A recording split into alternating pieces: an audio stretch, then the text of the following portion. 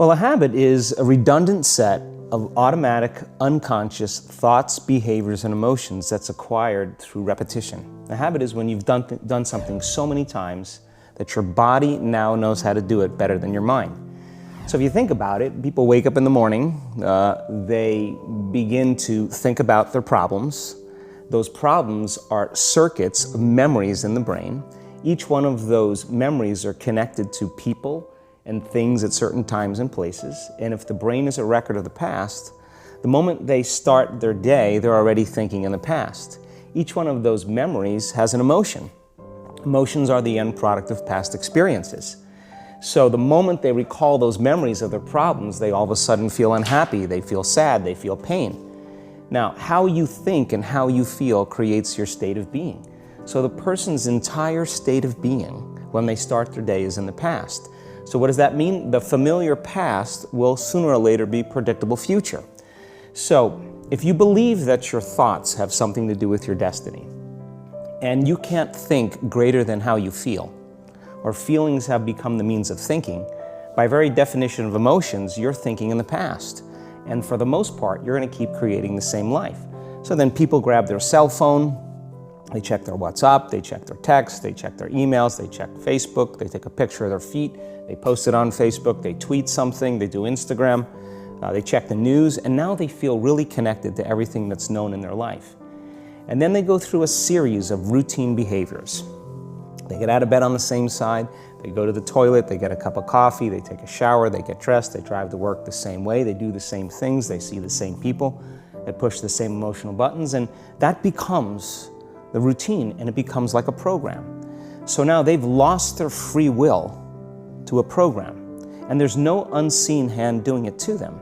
So when it comes time to change, the redundancy of that cycle becomes a subconscious program. So now 95% of who we are by the time we're 35 years old is a memorized set of behaviors, emotional reactions, unconscious habits, hardwired attitudes, beliefs, and perceptions that function like a computer program. So then a person can say with their 5% of their conscious mind, I want to be healthy, I want to be happy, I want to be free. But the body's on a whole different program. So then how do you begin to make those changes? Well, you have to get beyond the analytical mind, because what separates the conscious mind from the subconscious mind is the analytical mind. And that's where meditation comes in, because you can teach people through practice how to change their brainwaves, slow them down. And when they do that properly, they do enter the operating system where they can begin to make some really important changes. So most people then wait for crisis or trauma or disease or diagnosis. They wait for loss, some tragedy to make up their mind to change. And my message is, why wait? And you can learn and change in a state of pain and suffering, or you can learn and change in a state of joy and inspiration. And I think right now, the cool thing is that people are waking up.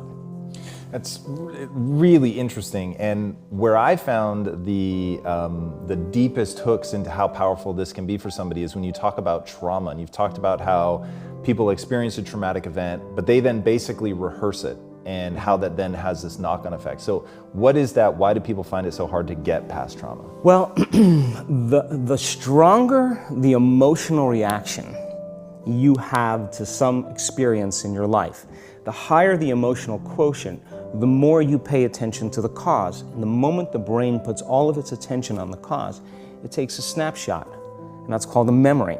So long-term memories are created from very highly emotional experiences. So what happens then is that people think neurologically within the circuitry of that experience, and they feel chemically within the boundaries of those emotions.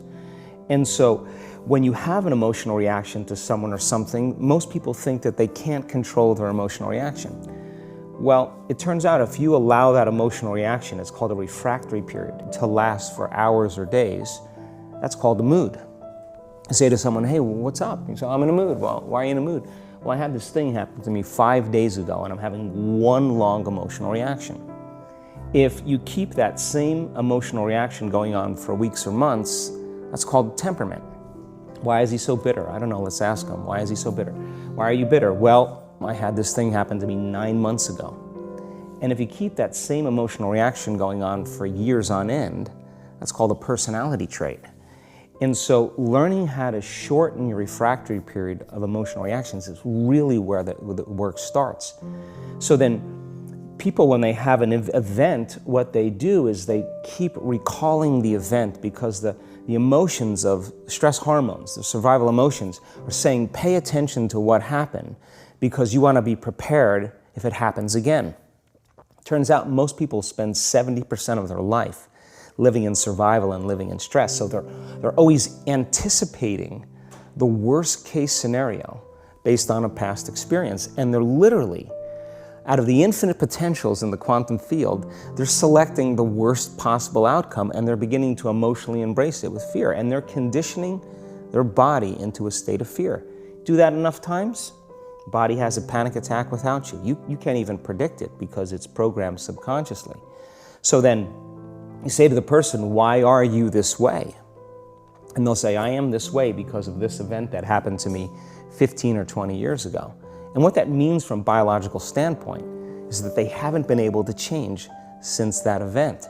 So then the emotions from the experience tend to give the body and the brain a rush of energy. So people become addicted to the rush of those emotions, and they use the problems and conditions in their life to reaffirm their limitation, so at least they can feel something. So now when it comes time to change, you say to the person, why are you this way? Well, every time they recall the event, they're producing the same chemistry in their brain and body as if the event is occurring, firing and wiring the same circuits and sending the same emotional signature to the body. Well, what's the relevance behind that? Well, your body is the unconscious mind. It doesn't know the difference between the experience that's creating the emotion and the emotion that you're creating by thought alone. So the body's believing it's living in the same past experience 24 hours a day, 7 days a week, 365 days a year. And so then when those emotions influence certain thoughts, and they do, and then those thoughts create the same emotions, and those same emotions influence the same thoughts, now the entire person's state of being is in the past. So then the hardest part about change is not making the same choices you did the day before, period. And the moment you decide to make a different choice, get ready because it's going to feel uncomfortable. It's going to feel unfamiliar. There's going to be some uncertainty. Why does it feel so uncomfortable? Is it because of the neurons that fire together wire together, so there's like an easiness to that loop, just because literally, and you've talked very eloquently about this, the way that the neurons connect in the brain, how rapidly, I've seen you show footage of how rapidly those connections happen, which is pretty incredible. Is that what makes it so discomforting for people? I think that the bigger thing is that we keep firing and wiring those circuits, they become more hardwired. So you have a thought and then the program runs. But it's the emotion that follows the thought. If you have a fearful thought, you're going to feel anxiety. The moment you feel anxiety, your brain's checking in with your body and saying, yeah, you're pretty anxious. So then you start thinking more corresponding thoughts equal to how you feel. Well, the redundancy of that cycle conditions the body to become the mind. So now, when it comes time to change, a person steps into that river of change and they make a different choice, and all of a sudden, they don't feel the same way. So the body says, well, you've been doing this for 35 years. You're going to just stop suffering and stop feeling guilty and stop feeling shameful, and you're not going to complain or blame or make excuses or feel sorry for yourself. Well, the body's in the unknown. So the body says, I want to return back to familiar territory. So the body starts influencing the mind, and it says, start tomorrow. You're too much like your mother. You'll never change. This isn't going to work for you. This doesn't feel right.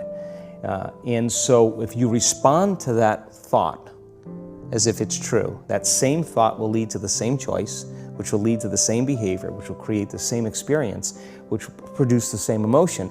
I want to talk about that notion of, give me a little more detail on what you mean by the body becomes the mind or the unconscious mind. What do you mean by that exactly? Well, those are two different things. Your body is your unconscious mind. In a sense, if you're sitting down and you start thinking about some future worst case scenario that you're conjuring up in your mind, and you begin to feel the emotion of that event, your body doesn't know the difference between the event that's taking place in your world, outer world, and what you're creating by emotion or thought alone. So most people then, they're constantly reaffirming their emotional states. So when it comes time to give up that emotion, they can say, I really want to do it, but really the body is stronger than the mind because it's been conditioned that way. So the servant now has become the master. And the person all of a sudden, once they step into that unknown, they'd rather feel guilt and suffering because at least they can predict it. Being in the unknown is a scary place for most people because the unknown is uncertain. People say to me, well, I can't predict my future. I'm in the unknown, and I always say the best way to predict your future is to create it. Not from the known, but from the unknown. What thoughts do you want to fire and wire in your brain? What behaviors do you want to demonstrate in one day? The act of rehearsing them mentally, closing your eyes, and rehearsing the action. Rehearsing the reaction of what you want, or the action? Yeah, the action of what you want. By closing your eyes and mentally rehearsing some action. If you're truly present, the brain does not know the difference between what you're imaging and what you're experiencing in 3D world. So then you begin to install the neurological hardware in your brain to look like the event has already occurred. Now, your brain is no longer a record of the past. Now it's a map to the future. And if you keep doing it, priming it that way, the hardware becomes a software program. And who knows, you just may start acting like a happy person.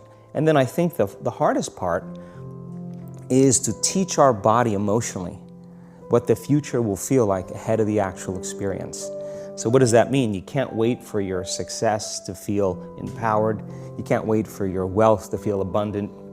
You can't wait for your new relationship to feel love, or your healing to feel whole. I mean, that's the old model of reality, of cause and effect, waiting for something outside of us to change how we feel inside of us. And when we feel better inside of us, we pay attention to whoever or whatever caused it. But what that means then is that from the Newtonian world is that most people spend their whole life living in lack, waiting for something to change out there.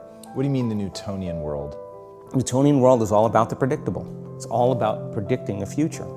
But the quantum model of reality is about causing an effect. The moment you start feeling abundant and worthy, you are generating wealth. The moment you're empowered and feel it, you're beginning to step towards your success. The moment you start feeling whole, your healing begins. And when you love yourself and you love all of life, you'll create an equal. And now you're causing an effect.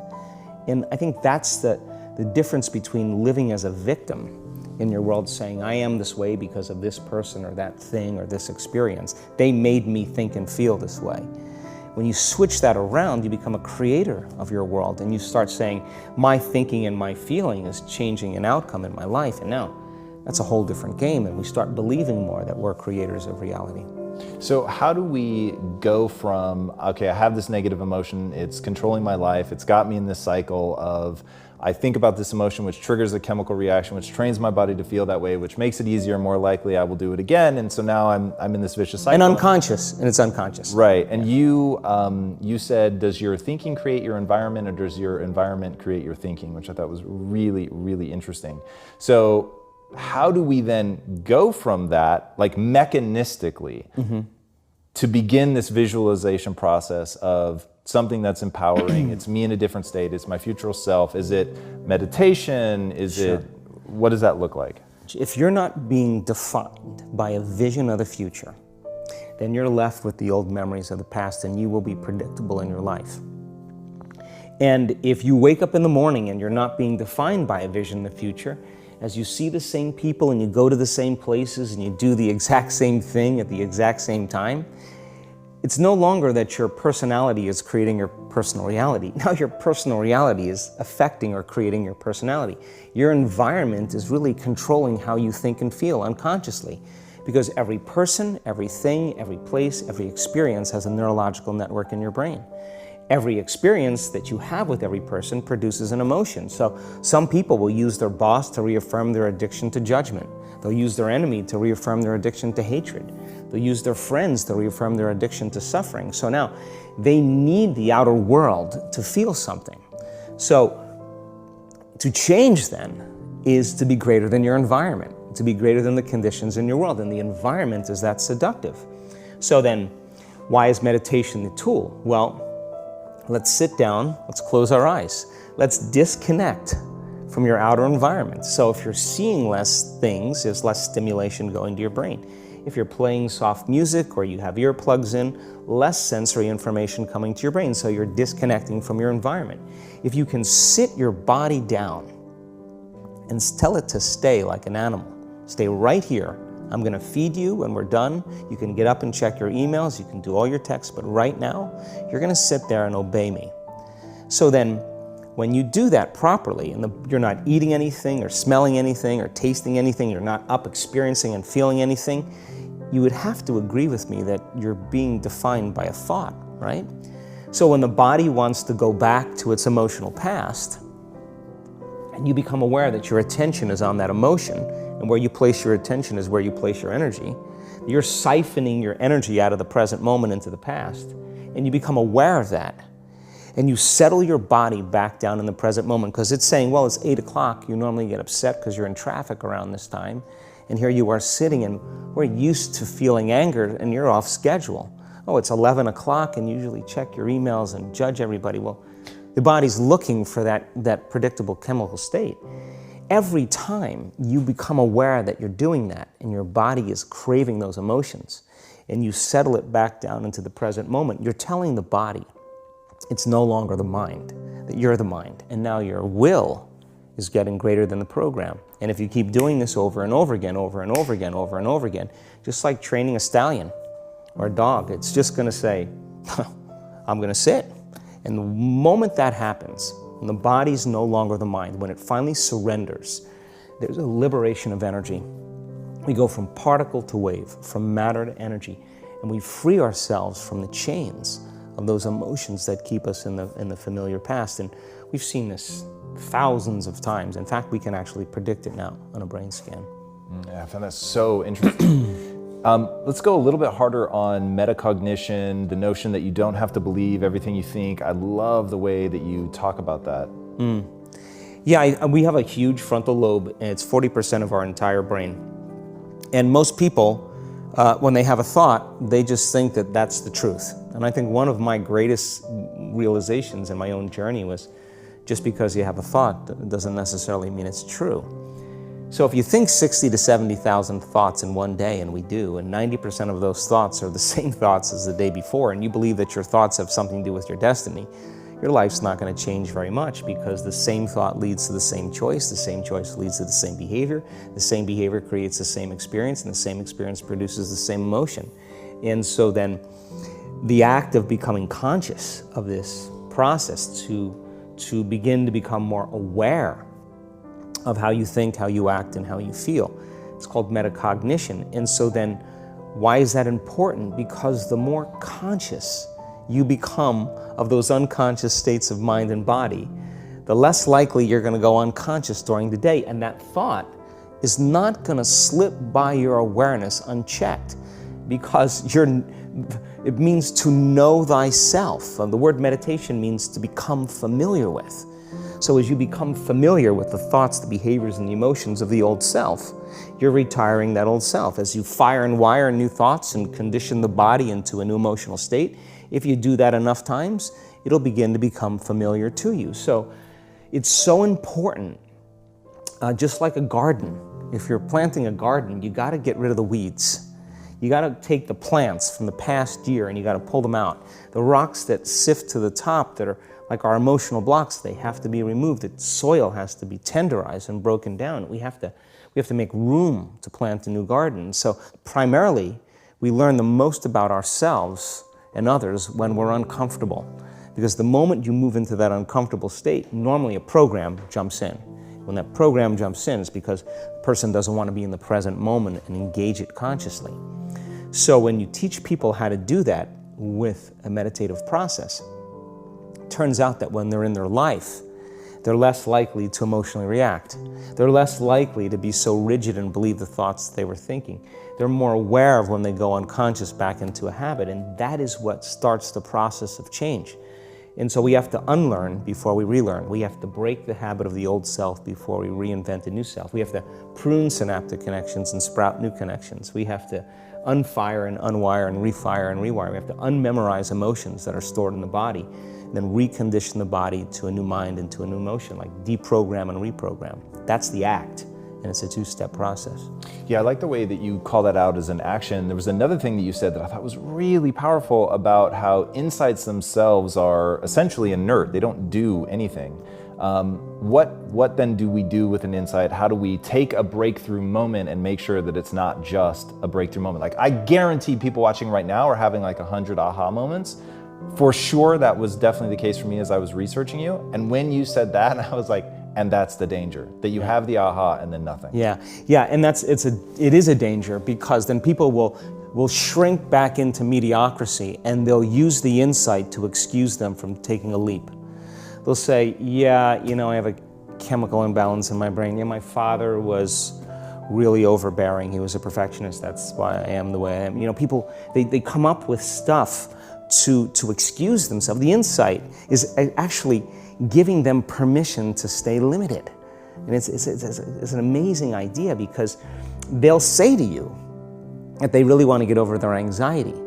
But let's take your ex-husband, let's put him in a straitjacket, let's duct tape him and shoot him to the moon. Now what? What are you going to do now? You still have to make those changes.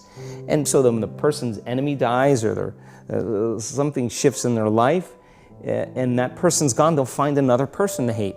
This is just how we function as human beings. We just slide another reason to feel those emotions. So I think when people start to understand this, I think knowledge is power, but knowledge about yourself is self-empowerment.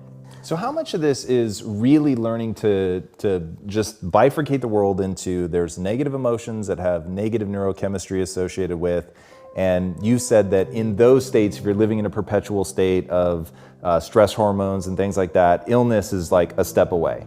And then just the other side of that is understanding, but there's this whole other side of positive energy, which happiness, joy, empowerment, whatever that neurochemical cocktail is, but that when you're on that side, your immune system is more likely to function well. Like, is that just sort of bringing it down to like a really base level? Is that sort of one of the big pieces? Well, let's talk about it in terms of survival or creation. As I said, 70% of the time, people live in stress, and living in stress is living in survival. Now, all organisms in nature can tolerate short-term stress. A deer gets chased by a pack of coyotes. When it outruns the coyotes, it goes back to grazing and the event is over. And the definition of stress is when your brain and body are knocked out of balance, out of homeostasis. The stress response is what the body innately does to return itself back to order. So you're driving down the road, someone cuts you off, you jam on the brakes, you may give them the finger, and then you settle back down and the event is over, and boom, now everything's back to normal.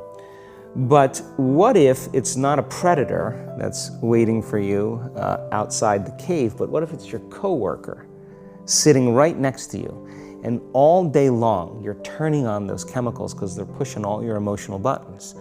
When you turn on the stress response and you can't turn it off, now you're headed for disease, because no organism in nature can live in emergency mode for that extended period of time. It's a scientific fact that the hormones of stress downregulate genes and create disease, long-term effects. Human beings, because of the size of the neocortex, we can turn on the stress response just by thought alone. We can think about our problems and turn on those chemicals. That means then our thoughts could make us sick. So if it's possible that our thoughts could make us sick, is it possible then our thoughts could make us well? And the answer is absolutely yes. So then, what are the emotions that are connected to survival? Let's name them. Anger, aggression, hostility, hatred, competition, fear, anxiety, worry, pain, suffering, guilt, shame, unworthiness, envy, jealousy. Those are all created by the hormones of stress. And psychology calls them normal human states of consciousness. I call those altered states of consciousness.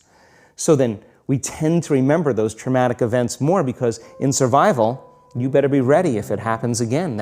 And when the survival gene is switched on, you could have 10 really great things that happen to you in your day. And you just have one bad thing that happens, and you cannot take your attention off that unhappy thing, because the survival gene is switched on. It's really interesting. How does epigenetics come into play in all this? Like, what's actually happening? You've talked pretty profoundly about proteins and like really at a deep level how we're signaling to our genetics to create these kinds of changes.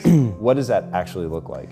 Well, epigenetics, epi means above the gene, and many years ago, after the DNA helix was discovered by Watson and Crick, they said the blueprints of life, all diseases are created from genes. It turns out less than 5%, more like 1% of people on the planet are born with a genetic condition like type 1 diabetes or Tay-Sachs disease or sickle cell anemia.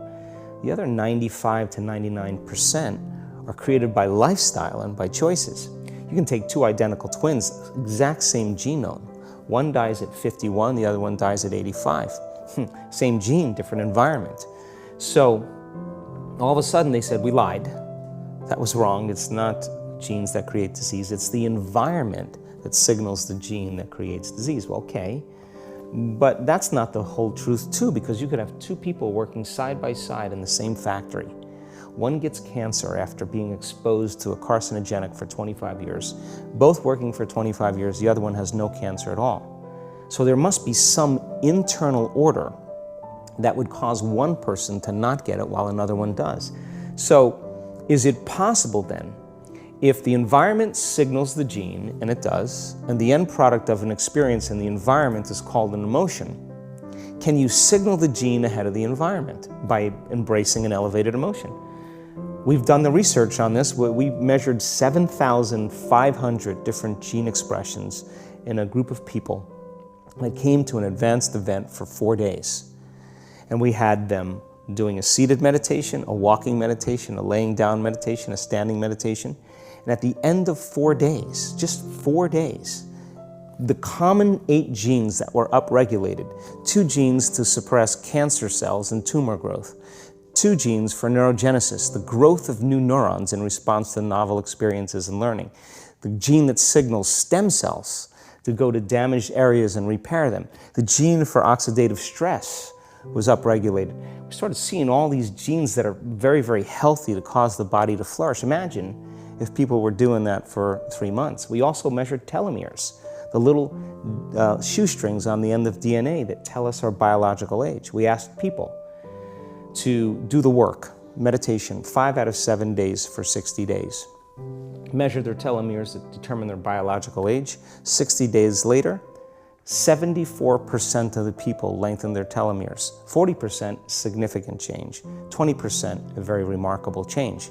That means that they got a little bit of their life back. If it lengthened by 10%, they got 10% of their life back. That's incredible. Before I ask my last question, tell these guys where they can find you online.